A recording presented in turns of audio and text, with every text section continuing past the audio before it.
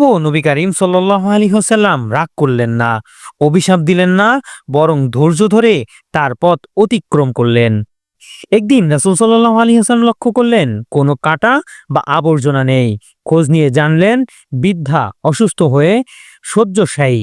তখন নবী সাল্লাল্লাহু আলাইহি ওয়াসাল্লাম নিজেই গেলেন তার খোঁজ নিতে। রাসূল সাল্লাল্লাহু আলাইহি ওয়াসাল্লাম তার ঘরে গিয়ে সেবা করলেন, খোঁজ খবর নিলেন। বৃদ্ধা বিস্মিত হয়ে বললেন, আপনি তো সেই মানুষ যাকে আমি প্রতিদিন কষ্ট দিতাম, অথচ আজ আপনি আমার সেবা করছেন। রাসূল সাল্লাল্লাহু আলাইহি ওয়াসাল্লাম শান্ত কণ্ঠে বললেন, হ্যাঁ, আমি মুহাম্মদ সাল্লাল্লাহু আলাইহি ওয়াসাল্লাম, আল্লাহর প্রেরিত নবী। তখন বলা হয় বৃদ্ধা কেঁদে ফেললেন, অনুশোচনা করলেন এবং ইসলামের দিকে ঝুঁকে পড়লেন। প্রিয় দর্শক, এই কাহিনী আমাদের জন্য এক বিশাল শিক্ষা।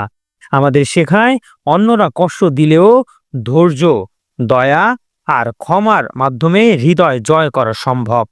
রাসূল সাল্লাল্লাহু আলাইহি ওয়াসাল্লাম প্রতিশোধ নিলেন না, বরং দয়া দিয়ে দেখালেন প্রকৃত ইসলামের রূপ।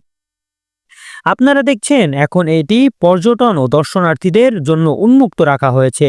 অনেকে এখানে এসে ছবি তোলেন, ইতিহাসের কথা মনে করেন। আমাদের জন্য শিক্ষা হচ্ছে রাসূল সাল্লাল্লাহু আলাইহি ওয়াসাল্লাম মানুষের কাছ থেকে যতই কষ্ট পান না কেন কখনো হতাশ হননি, আল্লাহর উপর ভরসা রেখে সামনে এগিয়ে গেছেন। তবে মনে রাখতে হবে, সহিহ হাদিস বা প্রাচীন নির্ভরযোগ্য সিরাতের কিতাবে এই ঘটনার স্পষ্ট দলিল নেই।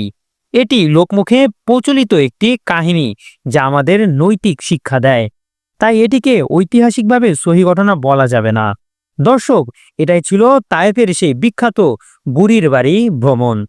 আশা করি ভিডিওটি আপনাদের ভালো লেগেছে। কমেন্টে জানাবেন এই ঘটনা নিয়ে আপনারা কি মত দেন।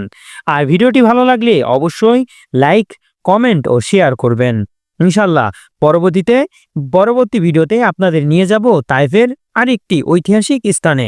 সকলে ভালো থাকবেন, সুস্থ থাকবেন। দেখা হবে নতুন কোনো ভিডিওতে। সে পর্যন্ত আমার জন্য দোয়া করবেন। আসসালামু আলাইকুম ওয়া রাহমাতুল্লাহ। আল্লাহ হাফেজ।